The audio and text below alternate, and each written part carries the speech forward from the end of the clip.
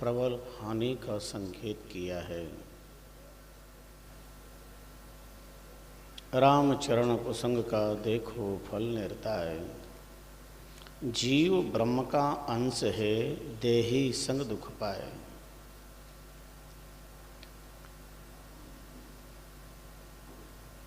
अनिर्वचनीय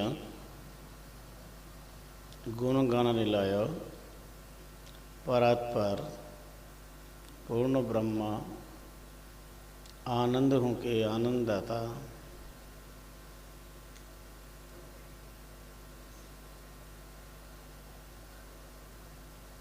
भक्ति भव भय भंजन दुष्ट निकंदन जन मनोरंजन, असुर दल निकंदन सत्यमनंतम ब्रह्म रामपाद पद्मों में प्रणाम करते हैं।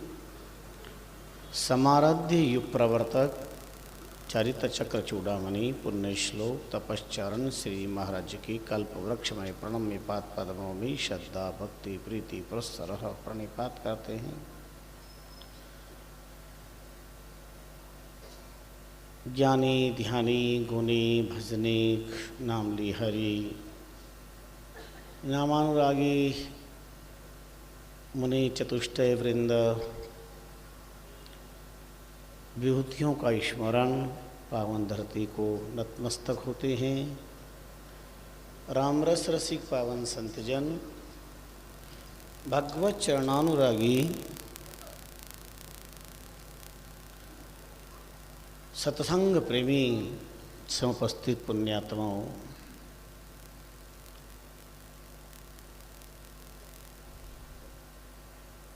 सत्संग में उपस्थिति संत की सन्निधि ही पुण्य फल का जीता जागता उदाहरण है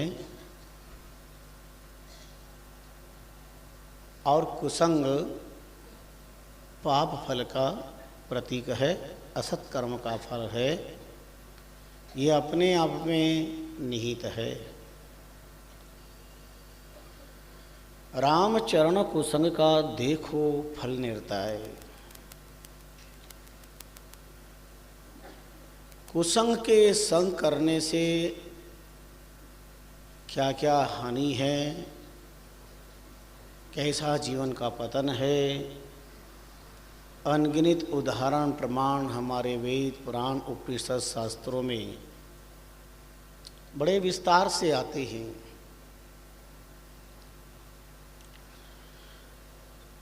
हम देहवाद से दुनियावाद तक जब कुसंगवाद पर नजर डालते हैं तो सिवाय चित्त की खिन्नता, हृदय की क्षुब्धता, मन की असीम वेदना के अलावा और कुछ हाथ नहीं लगता।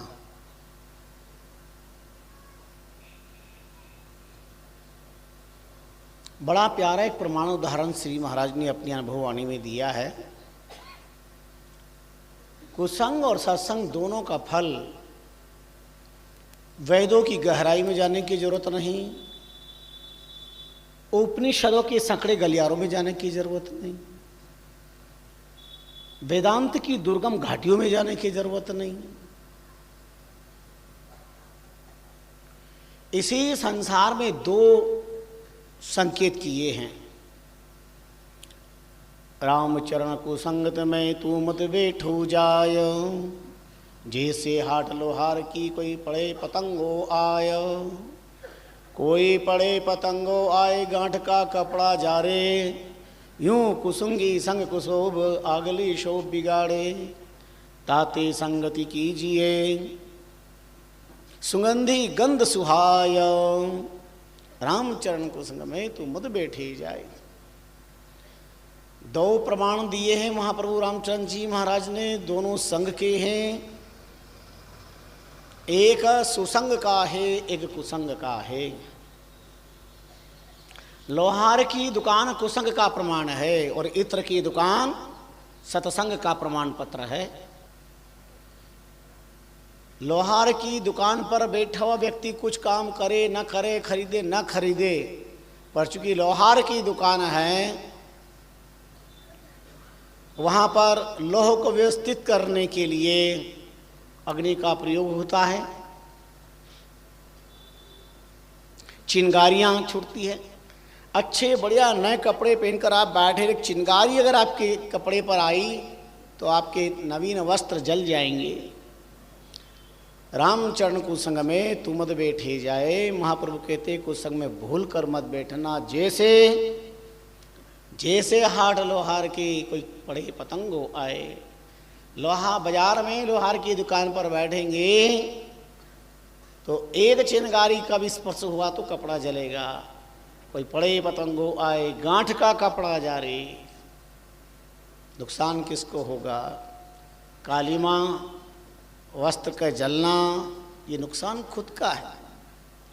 यूं कुसंगी संग कुशोभ, अगली शोभ बिगाड़े। ऐसे ही संसार में जो कुसंग परायण व्यक्ति है उसके संग से भविष्य भी अंधकारपूर्ण हो जाएगा। दूसरा उदाहरण दिया है रामचरण सत्संग में, ताते संगति कीजिए सुगंधी गंध सुहाए। इत्र की दुकान पे भले आप इत्र मत खरीदो, पर सुगंधी की दुकान पर अगर आप बैठे हैं, कोई भी व्यापारी कोई ग्राहक आया है और वो इत्र पूछ रहा है कैसा है बताओ, और इत्र खोल करके बताएगा तो सुगंध केवल ग्राहक को नहीं, जो बैठा है उसे भी सुगंध का अनुभव होगा। यह है सत्संग का प्रभाव, ये सत्संग का प्रभाव है। संग दोष लागे सही, केता ही सयाना होए।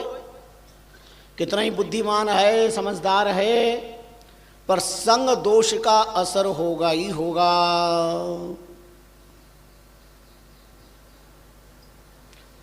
कहावत है राजस्थानी, आम कहावत है, धोला के काला के कने धोलो बंधे तो रंग नहीं पर लखन तो अवे आवे है। काला बेल है, एक सफ़ेद बेल है, साथ में रहते हैं, रंग तो नहीं बदलेगा, पर काला बेल की अगर कोई कुटिलता है, वो सींग से मारता है, परेशान करता है, तो वो असर उस सफ़ेद बेल में भी आ जाएगा, रंग तो नहीं बदलेगा, लेकिन वृत्तियों में परिवर्तन हो जाएगा। कुसंग का प्रभाव इतना खतरनाक है। तो क्या महापुरुषों ने संकेत किया है, बड़ा प्यारा हृदय को छू लेने वाला। संग दोष लागे सही, केता ही सयाना हो, केता ही समझदार हो, चतुर चूड़ामणि हो। कोई दावा नहीं कर सकता काजल की कोठरी में के तो ही सयान हो जाए, पर अंत पे काजल की एक रेख लागे है पे लागे है। काजल की कोठरी में जितना ही चतुर, बड़ी चतुरता से प्रवेश करे, फिर भी कहीं न कहीं उसे काली माँ का स्पर्श हो जाएगा। वो दोष मुक्त है, पर काली माँ मुक्त नहीं हो सकता, संग का असर लगेगा। तो क्या प्यारा उदाहरण दिया है, संग दोष लागे सही लाख सयाना होए। कैसे? भंग संग मिश्री पीवे तो भी गेला होए। मिश्री तो अच्छी चीज है, आप मिश्री पियो तो कोई नुकसान नहीं, बड़ा फायदा है। आंतरिक जलन में मिश्री बड़ा लाभ देती है। किसी के अंतर जलन है तो मिट्टी के पात्र में, सिकोरा कहते हैं, उसमें मिश्री 2-3 डल्ली गला के रख दें पानी में रात भर, और सुबह 1 गिलास कच्चा दूध लें, 3 गिलास पानी, और रात को ही मिश्री उसको अच्छा फेंट कर पी लें। जितने पेट के छाले होंगे सब साफ हो जाएगा, मुंह के छाले साफ हो जाएंगे, पेट क्लियर हो जाएगा, मौसम अच्छा होगा, और कई आंतरिक बीमारियां भी नष्ट हो जाएगी मिश्री। लेकिन भांग पीने का परिणाम क्या होगा? पीने में तो बड़ा अच्छा लगता है, भाई तू भी पी ले, 1 गिलास तो पी ले, मैंने तो लूटा पिया है, पर अभ्यास नहीं। 1 गिलास भी भांग अगर किसी ने पी ली तो पीने में तो बड़ा मजा आएगा, पर पता जब चलेगा, जब तरंगे आएगी तब पता चलेगा कि क्या हो रहा है। कुछ सुझाई नहीं देता, कुछ समझ में नहीं आता। तो भंग संग मिश्री पीवे तो भी घेला होए, फिर भी वो बावरा हो जाएगा, पागल हो जाएगा, बेंडा हो जाएगा, घेला, अपने ज्ञान को खो बैठेगा। मिश्री उत्तम है पर भांग उत्तम नहीं है, और रामष्टही संप्रदाय में ये वर्जी थी। भांग, तमाकू, अमल, अखज, मद, पान न चाखे। मुझे ये समझ में नहीं आता कि सत्संग का तत्वपान करने वाले लोग भांग के उपासक कैसे बन जाते हैं। इसका अर्थ है या तो सत्संग का असर नहीं हो पा रहा है,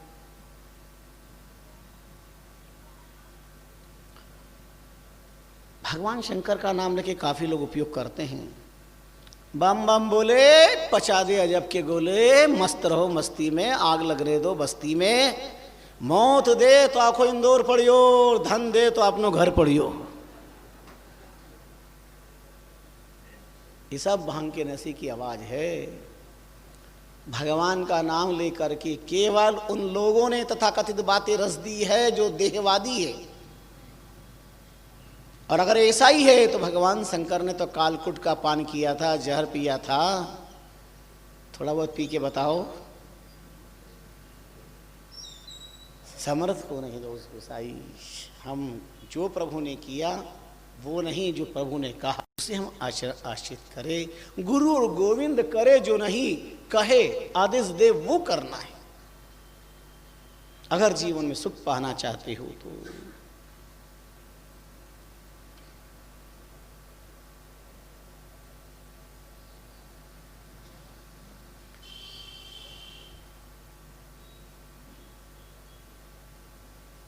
अच्छी सीधी सादी गाय, सीधी सादी गौ माता, ऐसी गौ के साथ अगर एक दिन भी चरने जाए तो दूसरे दिन उसके गले में डिंगला बंध जाएगा।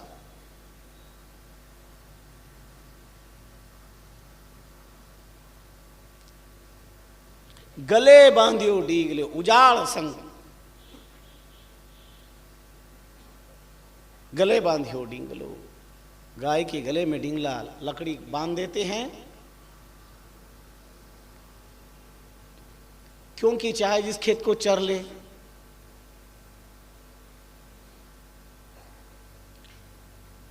ये संग का असर, इसलिए कुसंग से बचने का प्रयास निरंतर जीवात्मा को करना चाहिए। किसी की बाहरी मस्ती को देख करके उसे जीवन को मस्त मत समझिए। सत्संग की मस्ती जिसके पास है उसके पास अखंड आनंद होगा, अखंड मौज होगा। भौतिकवाद का पागलपन तो जीवन न जाने कब पतन की तरफ ले जाएगा। इसलिए महाप्रभु ने संकेत किया, राम कहो रे बावरे, जन्म अमौलक जाया, मत भूलो धन धाम में जासो सब छिटकाय। जिसके अंदर देह सुख प्राप्त दिखाई दे रहा है, चक्षु सुख दिखाई दे रहा है, कर्ण सुख दिखाई दे रहा है, ये प्रतीति मात्र है नहीं। रज्जु यथा हेर भ्रमः न्यायेन प्रतीत मात्र हो रहा है। जैसे भोडल को भल को, भौंडल होती है, सूर्य की किरणें पड़ती ही चमकती है तो रजतवत लगती है, चांदी है, पर जाके देखते हैं तो भौडल है, चांदी नहीं है, भ्रम हो जाता है।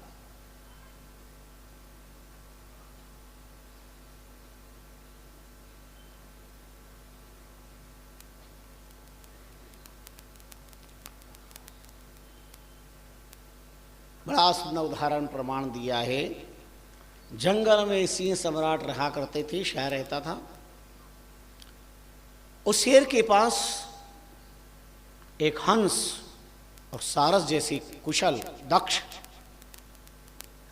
स्वस्थ दिल और दिमाग और दृष्टि के प्रधानमंत्री थे। जंगल का राजा था। अच्छी मति वाले जब दीवान होंगे, मंत्री होंगे, पार्षद होंगे तो अपनी सम्राट राजा को भी अच्छी राय देंगे, अच्छा रास्ता बताएंगे।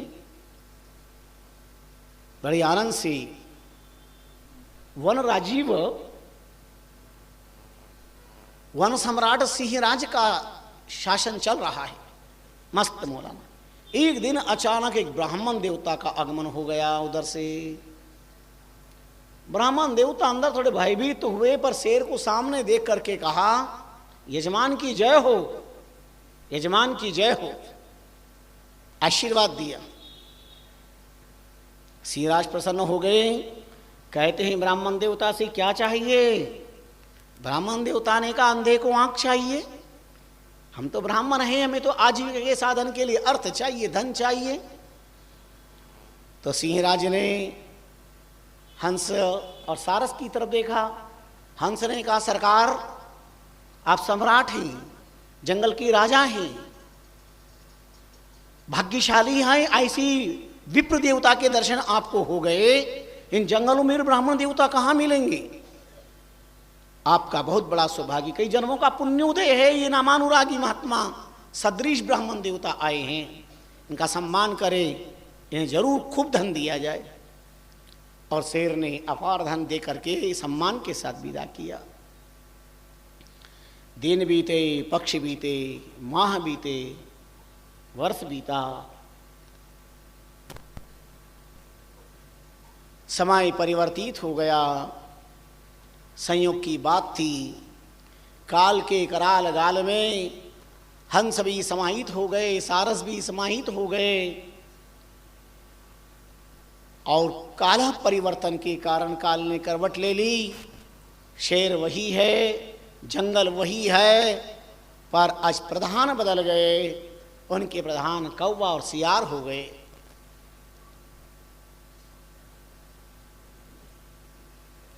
हंस और सारस की जगह काग और शियार जब हो गए तो अब तो हिंसाएं बहुत बढ़ने लगी। कोई भी निकलता उसके साथ यही अन्याय हो जाता। संयोग से वही ब्राह्मण देवता फिर उधर से निकलना हुआ और शेर का सामना हुआ। उन्होंने कहा, यजमान की जय हो।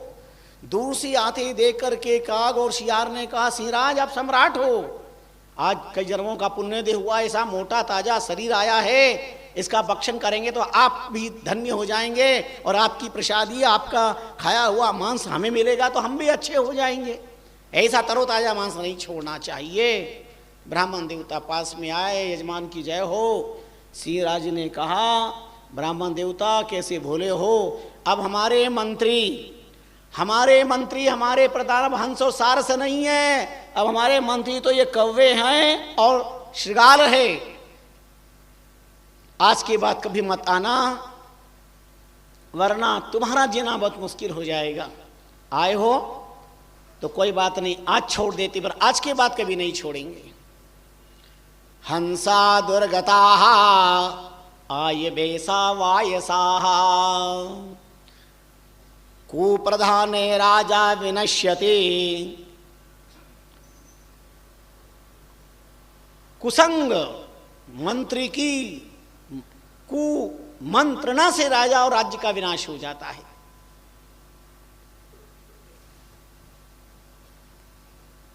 फिर न आय भलसु पंडिता। अब ये इधर प्रवेश मत करना। नीतिकारों ने कितना सुंदर वन जगत से, भयावह हिंसावादी सिंहराज जगत से मानव जगत को प्रबोधित कर दिया, जागृत किया है। इसलिए कहती है, न भार्य भार्या को भार्य भार्या, और न राज राज्यम को राज्य राज्यम, न मित्र मित्रम को मित्र मित्रम, न दार दारा को दार दारा। मित्र का न होना बहुत अच्छा, पर कुमित्र का होना बहुत मुश्किल बेकार है।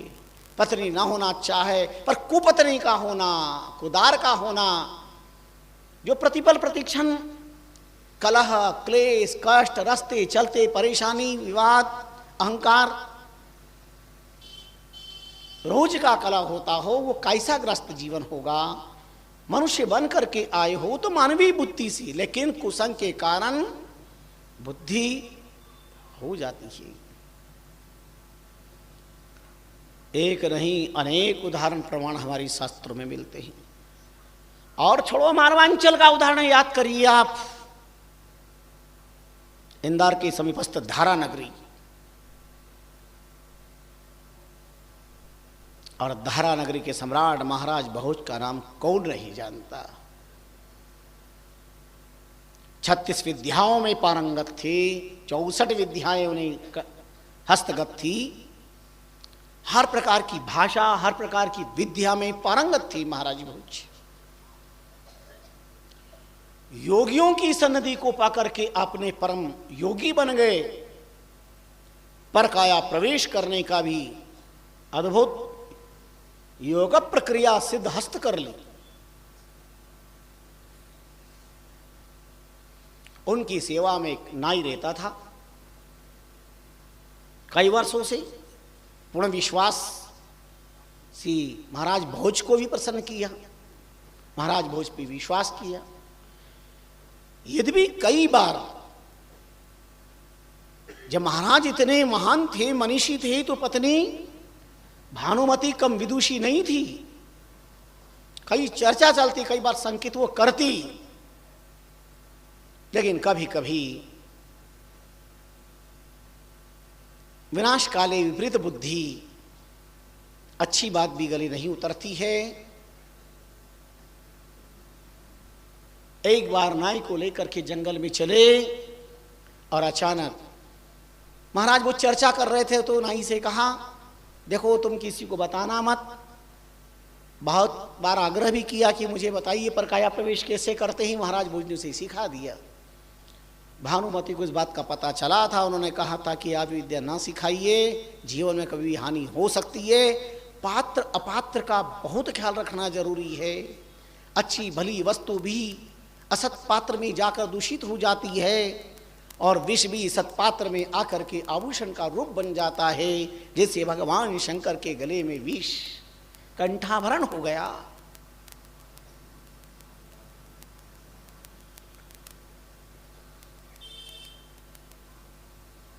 नाई परकाया प्रवेश सीख गया। दिन बीते, एक दिन संयोग ऐसा बना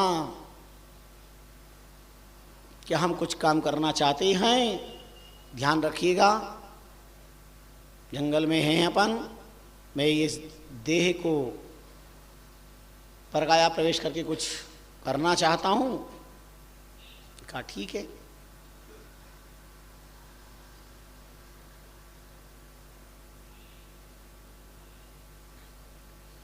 महाराज भोज ने मरे हुए सत्य मृग के अंदर अपनी परकाया प्रवेश से आत्मा को प्रवेश करा दिया।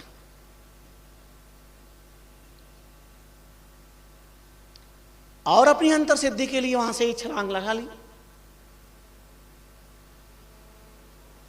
नाई ने देखा मौका ठीक है, महाराज पता नहीं कब आएंगे, राज सम्राट का शरीर है, आपने तुरंत परकाया प्रवेश सीख ली थी। महाराज भोजराज के शरीर में प्रवेश कर गए।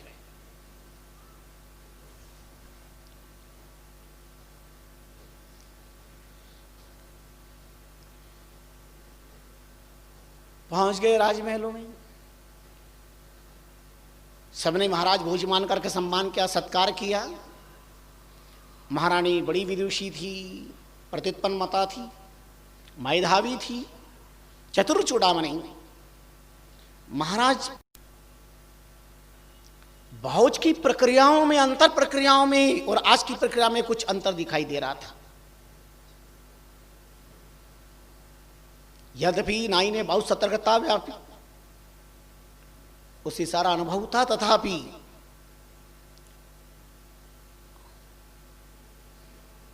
हृदय कह देता है, अंतर मन बोल देता है कि क्या बात है। महारानी ने कुछ भान नहीं होने दिया, सम्मान किया, राजमहलों में रखा, लेकिन अपने आप का बहुत संयमशील रखा महारानी ने।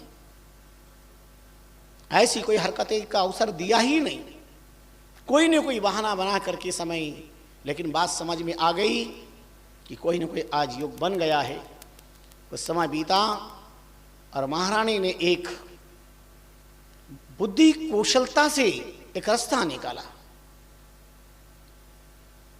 अपने राजमहलों के अंदर खूब दान पुण्य का कार्यक्रम प्रारंभ किया और एक पंक्ति की अर्धाली लिख दी।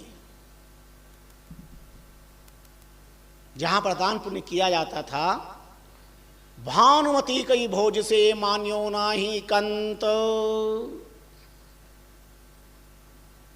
पता लगाने के लिए महाराज इधर मृग के रूप में अपना कार्य करके जब वापस आए तो कुछ नजर नहीं आया, अपना शरीर भी नहीं मिला। समझ गए कि मेरे साथ कुटिलता किए से नाई ने धोखा किया है। खैर समय व्यतीत करते रहे।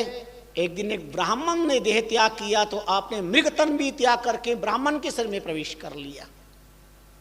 अतिवृद्ध शरीर ब्राह्मण का।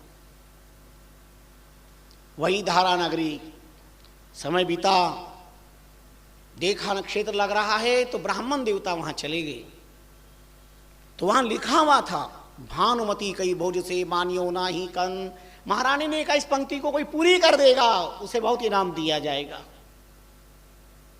जितने आए उसको पूरी नहीं कर पाए, बड़े बड़े विद्वान थे। पर यह अति वृद्ध ब्राह्मण शरीर जब वहां पर आया तो उन्होंने गौर से पढ़ा, उनका ओ ध्यान से देखा, लिखा था भानुमति कई भोज से मान्यो नाही कंत।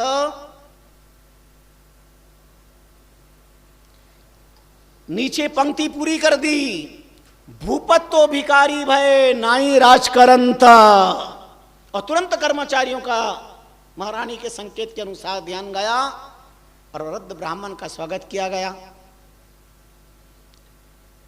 नाई जो भोज बने हुए थे उन्हें पता नहीं चलने दिया, वृद्ध ब्राह्मण को अपने महल में रख लिया। महारानी समझ गई कोई और नहीं, महाराज भोज असली ये है। समझती देर नहीं लगी, संपूर्ण बात का बोध हो गया था उन्हें।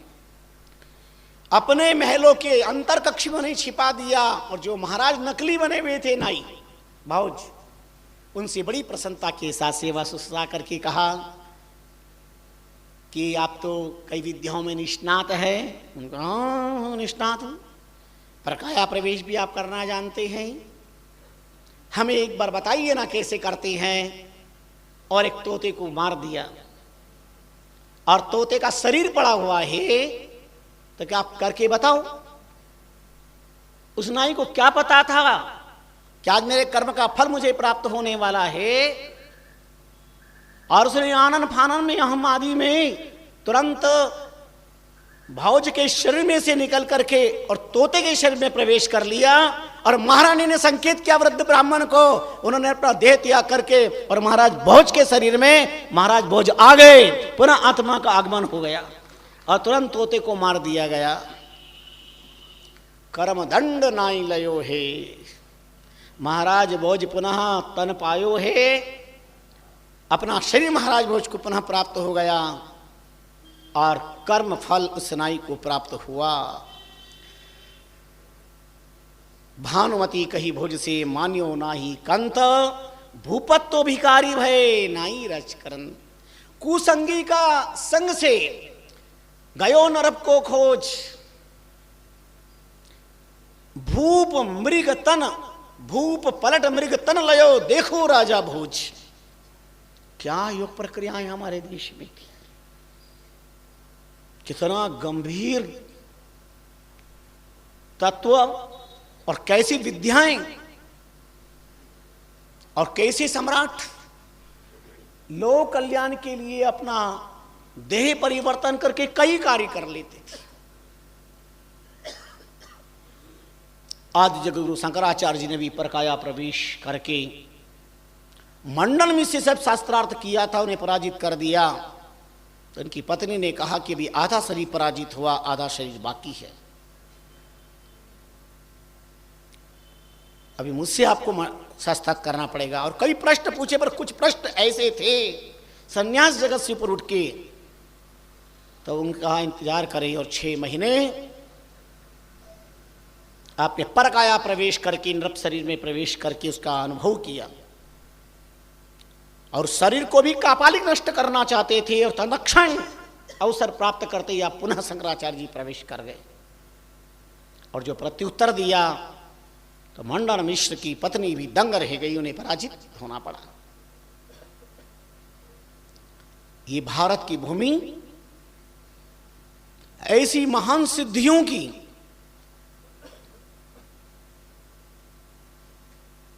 अद्भुत ज्ञान की विलक्षण धारा रही है। यह केवल कहानी प्रलाप मात्र नहीं है, ये याथातथ्यपूर्ण इतिहास। और ये मालवांचल का इतिहास कौन नहीं जानता। तो वहां प्रभु रामचंद्र जी महाराज ने फरमाया, रामचरण को शंका देखो फल निर्ताय। इसलिए पात्रता चाहिए। ध्यान दीजिए, पात्र पात्रता दो की बहुत आवश्यकता है। सिंहनी का दूध स्वर्ण पात्र में ही टिकेगा। स्वर्ण पात्र के अलावा कोई पात्र होगा तो शेरनी का दूध उसे फोड़ देगा। ऐसी पराविद्या, ब्रह्म विद्या, गुरुदेव की सदविद्या के लिए पात्र चाहिए, पात्रता चाहिए। गोदुग्ध पान करने के लिए केवल पात्रता नहीं, पात्र भी चाहिए। वत्स के बिना गौ माता का दूध प्राप्त नहीं हो सकता, वात्सल्य से दूध प्राप्त होता है। इसलिए सदगुरु के चरणों में बैठ करके सत्संग की सन्निधि के तत्व को पाने के बाद पात्रता का निर्माण होता है। और पात्रता देकर के सदगुरु कृपा करते हैं और अध्यात्म विद्या प्रदान कर देते हैं। इतना साधारण विषय थोड़ा ही है, बड़ा विलक्षण इतिहास है। पात्रता चाहिए। एक व्यक्ति ससुराल गया पहली बार, तो जा रहा था तो रास्ते में एक मित्र मिल गया। जाति से नाई था पर भाई से भी ज्यादा प्रेम था। उनका hello my dear friend, how are you. हाथ मिलाया, गले मिले। अरे बहुत वर्षों मिले हो, क्या बात है। अरे उन्होंने कहा बहुत व्यस्त हो गया था, ऐसा हो गया, ये हो गया, वो हो गया। अच्छा और क्या हालचाल है। बस आनंद है, बड़ी कृपा है, राम गुरु महाराज की दया है, परमात्मा की कृपा से बहुत अच्छा चल रहा। मैं तो तुम बहुत दिनों में मिले, तुम भी नहीं मिल पाए। बोले हाँ भैया कोई योग नहीं बन पाया था। हवा चलती है तो पत्ते कहाँ के कहाँ पहुंच जाते हैं। ऐसी काल की हवा, समय की हवा से इंसान कहाँ से कहाँ पहुंच जाता है। कहाँ जन्मे, कहाँ पले, कहाँ लड़ाए लाड़, क्या जाने इस देह के कहाँ पड़ेंगे हाड़, कौन जानता है। व्यक्ति कहाँ जन्म लेता है, कहाँ पलता है, कहाँ पहुंचता है, कहाँ कहाँ अपने भाग्य के प्रारब्ध के अनुसार उसका आना जाना, खाना पीना ये सब होता है। और न जाने कहाँ जीवन लीला पूरी हो जाती है, नहीं पता।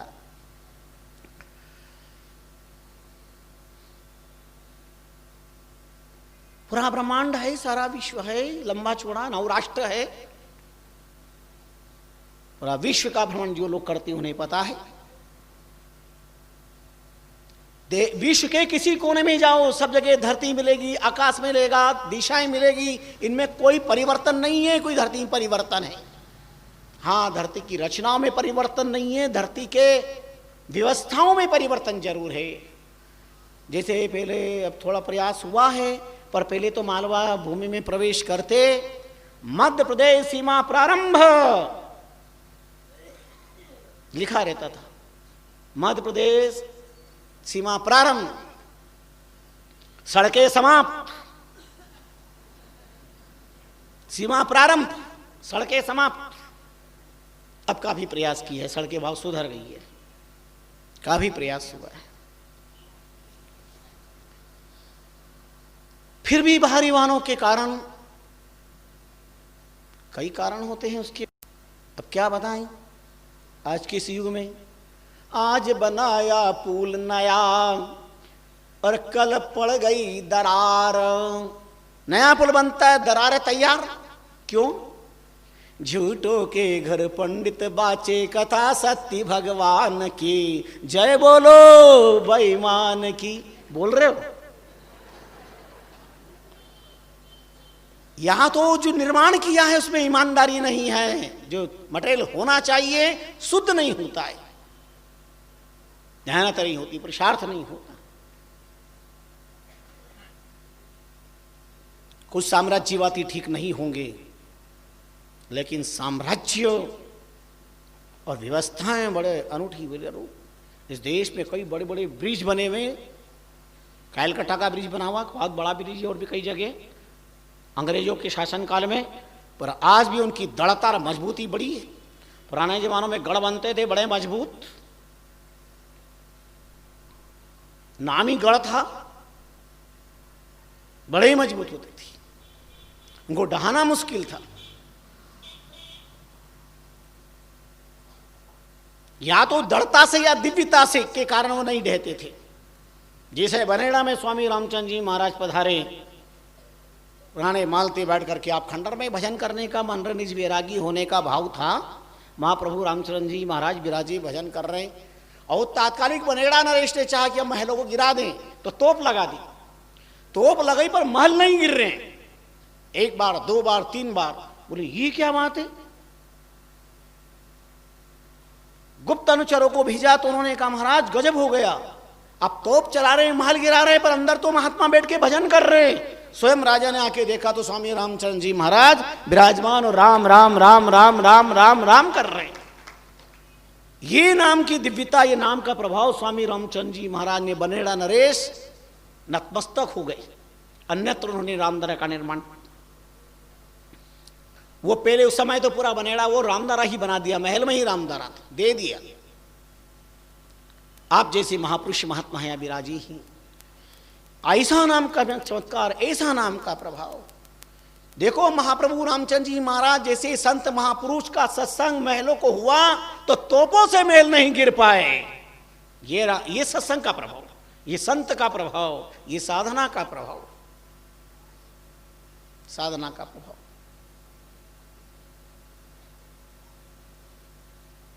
और ये सिद्धि ना होती, ये सामर्थ्य ना होता तो कौन संत को, कौन नाम को, कौन धर्म को, कौन भगवत कृपा का गुणगान गाता, अगर इसमें यथार्थवाद न होता। आपको रोज कोई न कोई रामचंद्र जी महाराज के चमत्कारों का प्रसंग स्मरण कराने का प्रयास करते हैं। दीक्षा दिवस से लगातार प्रयास करते हैं कि एक दिन कोई न कोई प्रसंग आपको मिलता रहे। क्या है रामचंद्र जी महाराज का चारों जीवन दर्शन, कितना अलौकिक, कितना अनूठा है, कितने महान पुरुष धरती पर हुए हैं। विकट परिस्थितियों में शांत रहे तो संत बन जाओगे, उच्च आदर्शों पर चले तो एक पंथ बन जाओगे, अर्चना के अनुभव को यूं बांटते चले तो पढ़ने के लिए हमारे ग्रंथ बन जाओगे। क्या थे महाप्रभु रामचंद्र जी महाराज? एक संत, एक पंथ और एक पावन अनुभव वाणी रूपी ग्रंथ। और संत पंथ ग्रंथ बात बताओ तीन, ये जीवन के अंदर मार्गदर्शन देते हैं, हृदय स्पर्शी मार्गदर्शन देते हैं।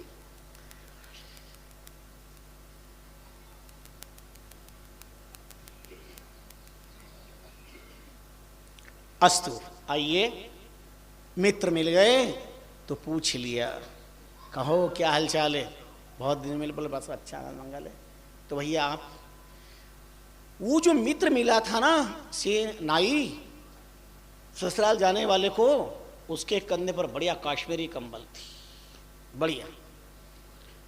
अब वो ससुराल जा रहा था, उनका मित्र एक बात कहूँ भैया, अरे यार मैं अपने ससुराल जा रहा हूँ, और ये तेरी कंबल अगर तू मेरे को दे देगा तो ससुराल में जरा मेरा जलवा रहेगा। वाह क्या कमर साहब काश्मीरी कंबल पहन करके आए हैं, मेरा जरा बोलबाला रहेगा, दे दे थोड़ी। उन्होंने कहा यार मित्र कैसी बात कर रहे हो, कोई कंबल से तुमसे बढ़कर के कोई कंबल है क्या? लो ये दे दी कंबल। अब कंबल तो दे दी, कंबल ले ली तो फिर उसने विचार किया ससुराल जाने वाले ने कि अपन भी तो भाई इसके साथ औपचारिकता ही निभा लो, फॉर्मेलिटी निभा लो।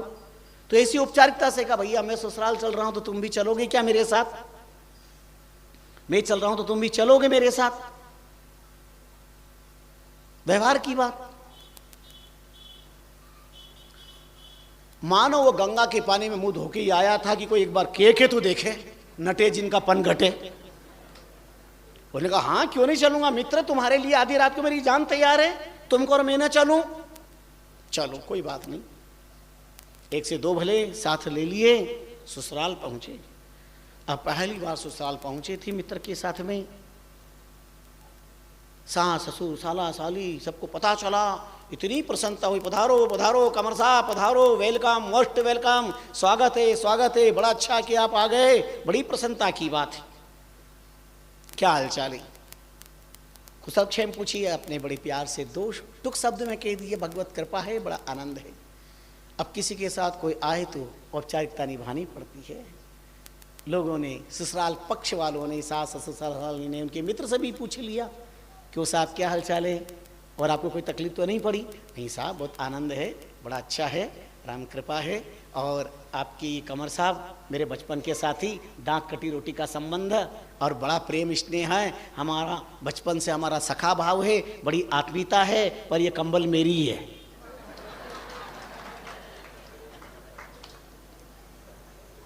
बचपन के मित्र है, दांत कटी रोटी संबंध है, बड़ी आत्मीयता है, सब कुछ है, पर कंबल।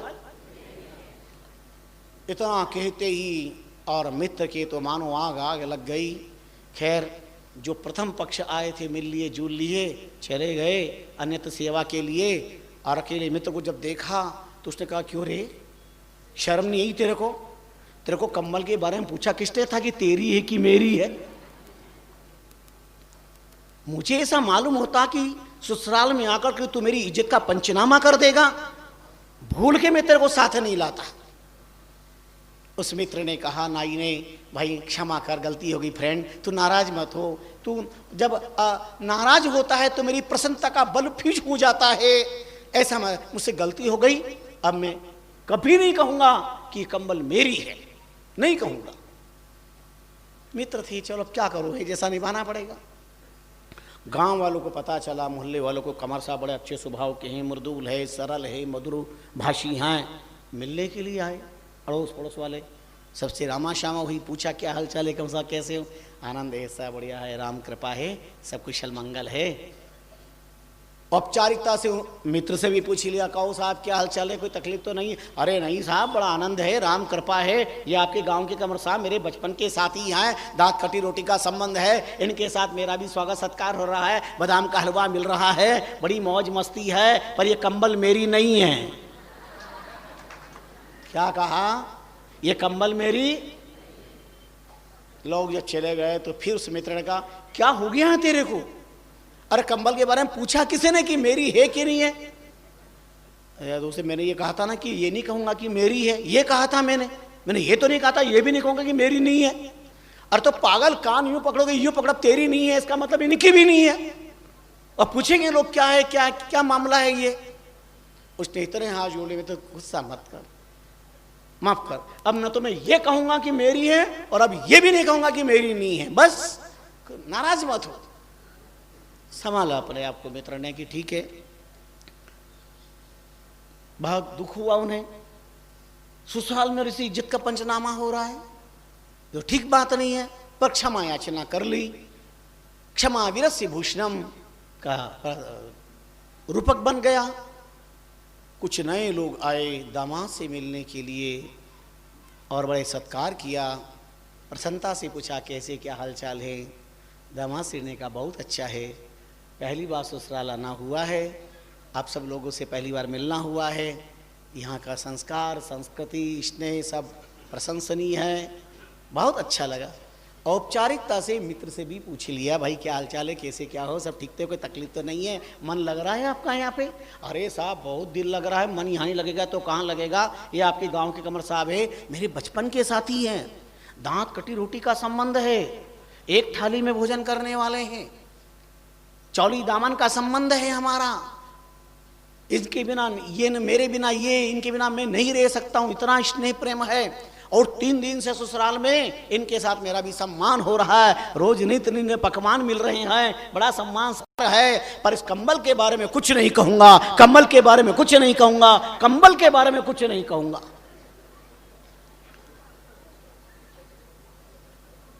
अब आप जानते हो कि उसके दिल पर क्या बीती होगी। लोग जब चले गए सोच लिया कि इसका कोई दोष नहीं है, पर मन नहीं माना, कहा क्यों रे, पूछा किसने पूछा? कभी कहता कंबल मेरी है, कभी कहता कंबल मेरी नहीं है, कभी कहता कंबल के बारे में कुछ। अरे कंबल का प्रश्न ही कहा है, कौन पूछ रहा है?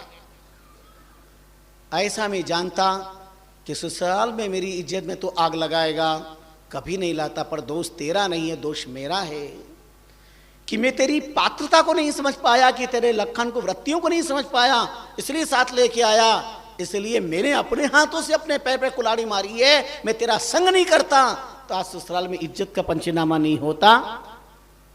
उसने क्षमा याचना की, पर अब क्या हो सकता था। ध्यान दीजिए, यह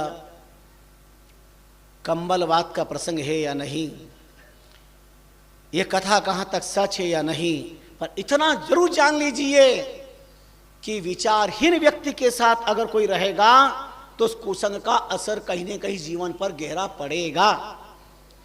इसलिए अपने साथ में, अपने संग के अंदर बहुत सोच समझ करके साथ करिए।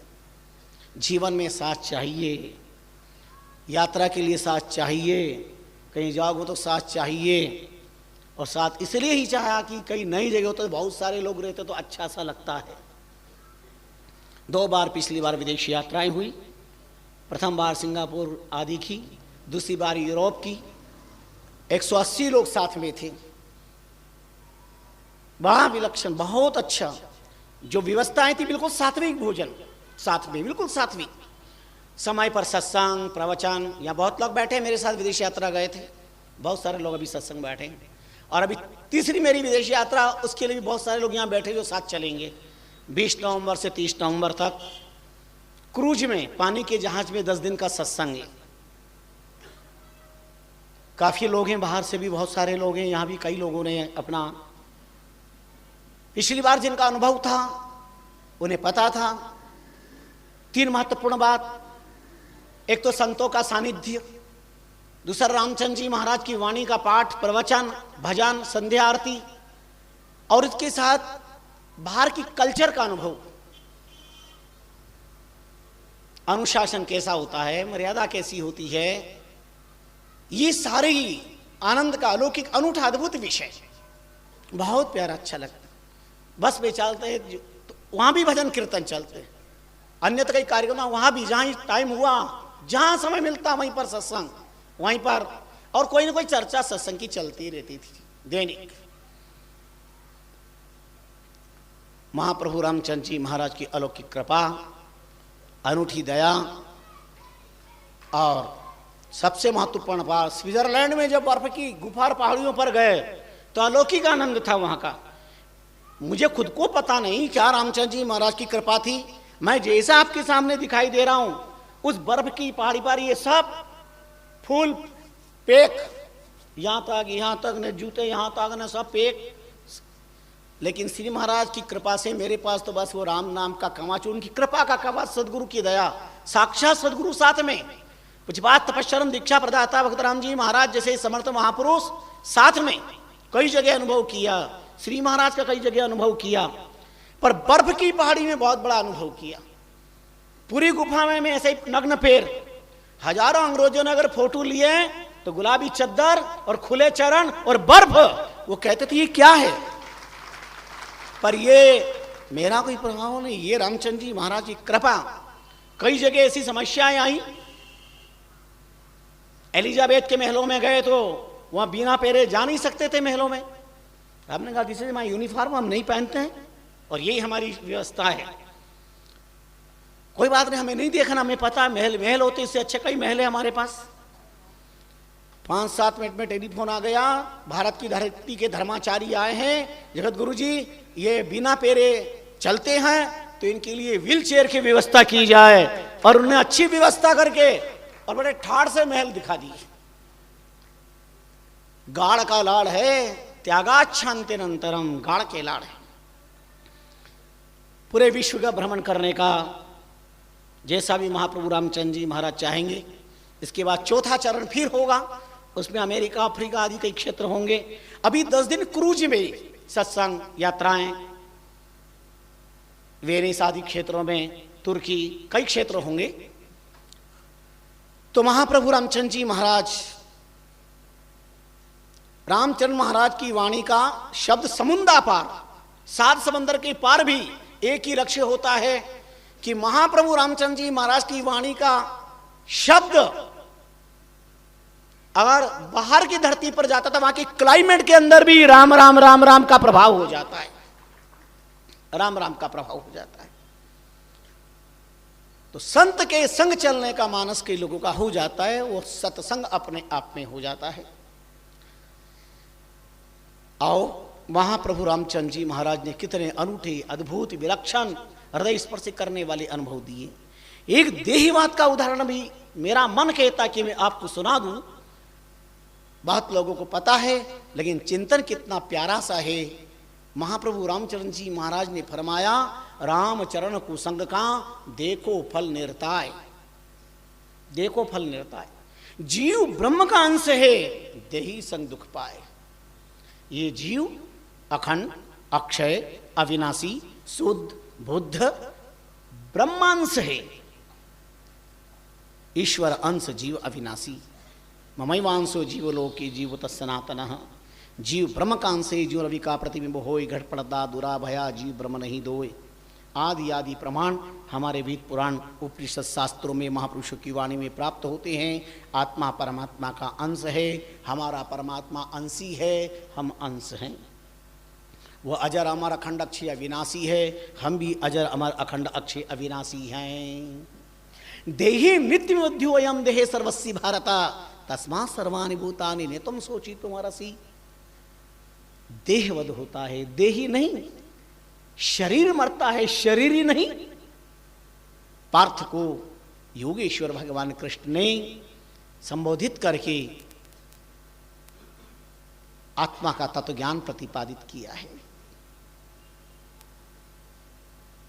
न जायते मृते वा कदाचिन्नायं भूत्वा न भविता न भूयः अजो नित्य शाश्वतोऽयं पुराणो न हन्यति हनिमाने शरीरे।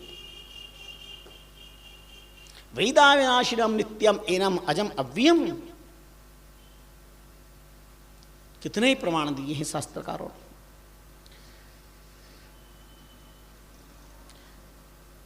पूर्व में भी हमने याद दिलाया, नैनम छिदन्ति शस्त्राणि नैनम दहति पावक न चैनम क्लेदन्त्यापो न शोषयति मारुतः। आत्मा ऐसा तत्व है, आग जिसे जला नहीं सकता, जल गला नहीं सकता, वायुता उड़ा नहीं सकते, शस्त्र छेदित नहीं कर सकते। आत्मा का छेदन नहीं होता। ऑपरेशन आत्मा का कोई डॉक्टर नहीं करता, बॉडी ऑपरेशन होता है। ब्रह्म ऑपरेशन कोई करेगा क्या? बहुत दुर्लभ है, संभव ही नहीं है। तो 250 साल पहले जब स्वामी रामचंद्र जी महाराज से प्रश्न पूछा गया, आपने बड़ा सुंदर उत्तर दिया। सदा विदेही ब्रह्म है, जीव देह अभिमान, राम चरणी देह संग, सदा जीव है राम। शरीर काया ही कुसंग है, ध्यान देना, काया कुसंग है। आत्मा काया का साथ होने के कारण इस पर आदि व्याधि उपाधि का आरोप लगता है, पर देह को प्राप्त करने पर जो आत्मा देह से अनासक्त है, समाधि के पद से प्रतिष्ठित हो जाता है। स्थित प्रज्ञ उन्हीं तो कहते हैं।